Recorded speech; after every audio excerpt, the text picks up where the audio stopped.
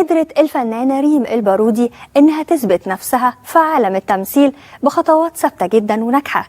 قدمت أعمال مميزة مع كبار النجوم زي الفنان العملاق نور الشريف وجمال سليمان وصلاح السعدني، وشفناها كمان في شهر رمضان الماضي من خلال مسلسل الشك ومسلسل العقرب، ده بالإضافة طبعا لأعمالها السينمائية، وشفناها كمان من خلال فيلم يانا يا هو وفيلم الفيل في المنديل. وبتنتظر الفنانة الجميلة ريم البارودي الشهر القادم علشان عرض فيلمها الجديد زجزاج، واللي بتقوم ببطولته هي والفنان محمد نجاتي. الحقيقة ان الفيلم بيناقش مشكلة مهمة جدا، ومعانا على التليفون الفنانة الجميلة ريم البارودي. اهلا بيكي يا ريم. اهلا يا نادية قمر، ازيك يا حبيبتي، عامله ايه؟ الحمد لله جميله.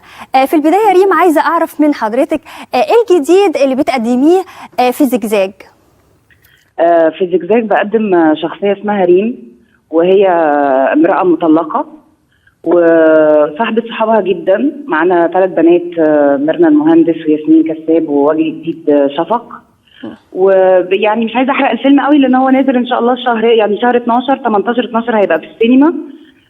بس يعني الفيلم بيسلط الضوء على المطلقات شويه، وبيقول مش لازم انها تبقى مطلقه فلازم نظره المجتمع ليها انها مطلقه فدايما انها الغلط. لا، بيقول لك لا، ممكن يعني ان المطلقه دي دايما ممكن تبقى صح. يعني مش عايزه احرقه قوي عشان الناس تتفرج عليه برضه. ريم، احنا نتمنى طبعا الفيلم يحقق نجاح كبير زي اعمالك السابقه، لكن هل تتوقعي ان الفيلم يحقق يعني ايرادات كبيره في ظل الظروف الصعبه اللي بتمر بيها مصر في الوقت الحالي؟ بصي، ما حدش يقدر يتوقع طبعا اي حاجه، يعني عشان الظروف بتاعت بلدنا اللي احنا فيها دي محدش يقدر يتوقعه. لكن اللي انا اقدر اقوله لك ان احنا عاملين فيلم محترم، ومش لازم يبقى فيلم شباب فيبقى متكلف تكاليف بسيطه ومتصور في اسبوع. لا، احنا مصورين في 3 أسابيع ونص، متكلف تكلفه كويسه جدا، هتشوفوا صوره كويسه جدا، اماكن تصوير كويسه. وده اللي احنا حابين نقوله برضو، ان احنا مش لازم يتعمل فيلم للشباب فيتعمل فيلم رخيص. يعني فاهمه قصدي؟ ده مهم جدا. اما الايرادات عمر ما حد يتوقع. يعني اذا فيديو مثلا، حتى المسلسل لما بيطلع في رمضان المسلسل يبقى كويس ولا لا، الفيلم كويس ولا لا، ده بقى بيقدروه الساده المشاهدين لما بيتفرجوا. ولكن انا اقدر اقول لك ان احنا عاملين فيلم. اماني البحطيطي كاتبه ورق كويس قوي، و4 شرايح من المجتمع من البنات بيشتغلوا في ديسكو تاك مشهور في القاهره. كل واحدة عندها مشكلة، وده اللي بيدور في خلال زجزاج اللي هو الديسكو اللي احنا بنشتغل فيه.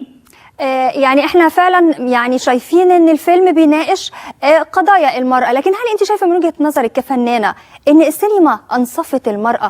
احنا دايما بنقدم المشكلة، يعني ما بنقدمش الحل. بنسلط دايما الضوء على المشاكل، ما بنقدمش الحل. وانا شايفه ان يعني مدام نبيلة عبيد عملت افلام كتير قوي للمرأة يعني. احنا ملاحظين يعني كمان يا ريم من خلال اعمالك انك فعلا دايما بتميلي من خلال الادوار اللي بتقدميها، فعلا بتناقشي من خلالها قضايا خاصه بالمراه. ده احنا ملاحظينه قوي على فكره. بحاول الدور اللي يجي لي فعلا انا بمله كده، وبحس ان هو في قضيه وفي مشكله، بحاول ان انا اعمل دوت واقدم حاجه مهمه كده. يا رب اكون ماشيه على المنهج ده. طب الفنانه ريم البارودي المواطنه المصريه مع ولا ضد مساواه الرجل بالمراه؟ في الحقوق طبعا. يعني مش عارفه، ما توقعنيش في الغلط بقى. بصي، الرجل رجل والمراه مراه يعني، لكن ما نقدرش يعني ننكر دلوقتي ان المراه بقى ليها عامل مهم جدا في المجتمع، وتقدر تشغل كل الوظائف. يعني انها تبقى تشتغل قاضي، وتبقى ضابطة بوليس، وتبقى محاميه، وتبقى فنانه، وتبقى صحفيه. فالمراه مهمه جدا طبعا، هي اصلا نص المجتمع يعني.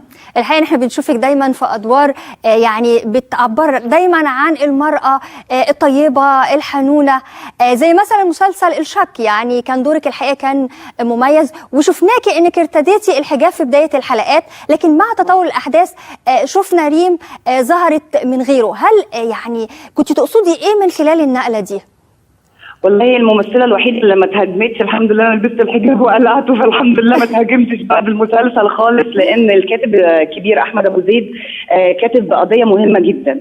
ان ساعات انت عارفه في مجتمعنا في ناس بنات يعني كتير او سيدات بيرتدوا الحجاب، ولكن مش بارادتهم هم. يعني تلاقي بعد ما تتجوز تقول لك انا هلبس الحجاب عشان جوزي عاوز كده. ده صحيح. طب انت عايزه ده؟ يعني انت مقتنعه من ده؟ لازم الحجاب يكون راجع لك انت من جواكي شخصيا ان انت تلبسيه. وده اللي قدمناه في الشك ان جوزها شخصية سمر. ده صحيح. مظبوط، شخصية سمر. وإن مجاهد هنا المتأسلم شكلا بس مش مضمونا، بيقول لها دايما حافظي على اللوك، البسي الحجاب. يعني شفناها حتى بعد الحلقات هو حلق دقنه وبقى يروح للسيدات الكبار في السن عشان خاطر تصرف عليه ويتجوزها وتنازل عن حبه لسمر يعني عشان خاطر المصلحة.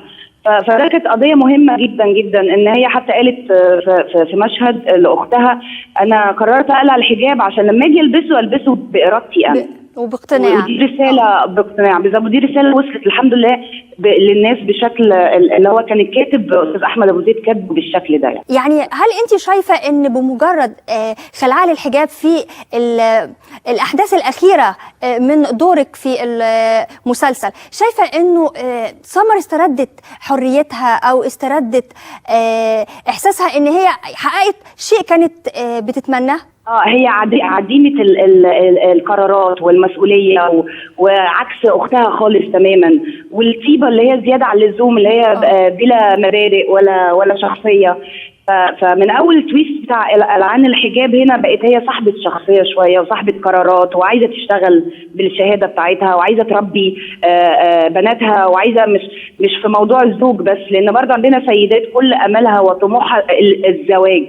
انت فاهمه قصدي؟ فهنا هنا قال لك برضو الكاتب احمد ابو زيد لما هي قلعت الحجاب هي ابتدت تدور على شغل وبقت تبقى مستقله وتبقى ليها شخصيه ظاهره وسط اخواتها، وده كان مهم جدا برضو في الاحداث يعني.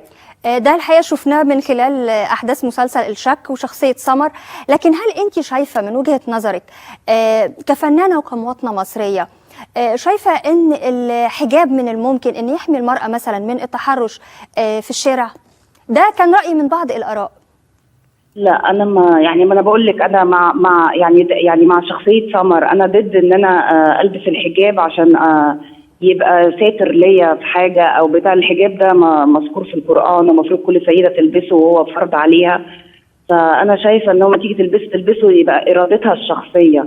لما ربنا بيهدي كده البني ادم وينزل له ده في قلبه انه ياخد القرار دوت، يعني انت عارفه ده قرار يعني صعب شويه طبعا. وطبعا يعني انا ضد ان انا البسه عشان التحرش، او وانا نازله الايام دي البس عبايه والبس طرحه عشان اعدي وسط المظاهرات اللي بتحصل والحاجات دي اللي بتحصل، فبقى عشان خايفه. يعني البعض بيشوفوا انه نوع من الحل يعني لتخفيف اللي بيحصل من طبعا حاجات مزعجه جدا طبعا بتحصل في الشارع لبعض الفتيات السيدات. لا والله هقول لك على حاجه، لان يعني لسه بنتفرج اهو السيدات المحجبات بيتحرشوا بيهم. يعني هو مش موضوع انك تلبسي حجاب او ما تلبسيش حجاب، يعني المحجبات يا حرام هما بيتحرشوا بيهم اول ناس. المهم انها انثى يعني في الاول وفي الاخر يعني. ده اكيد.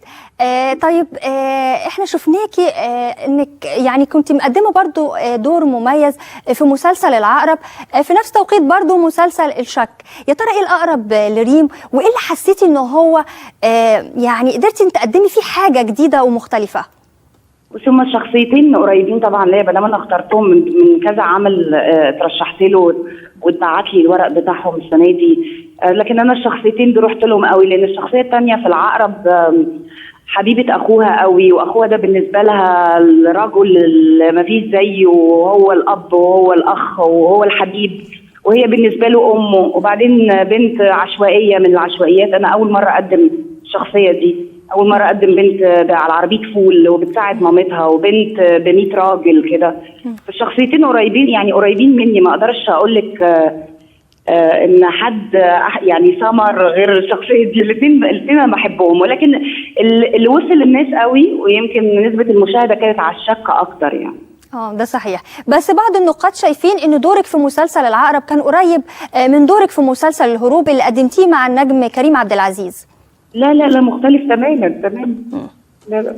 طيب ايه مصير بقى فيلم؟ ما اتفرجوش اكيد يا ناديه، هم ما اتفرجوش.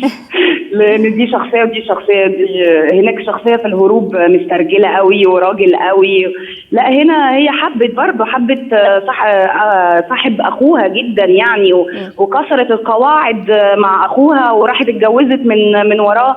اما الشخصيه الثانيه لا، يعني مختلفه تماما، يعني مع احترامي الشديد للنقاد.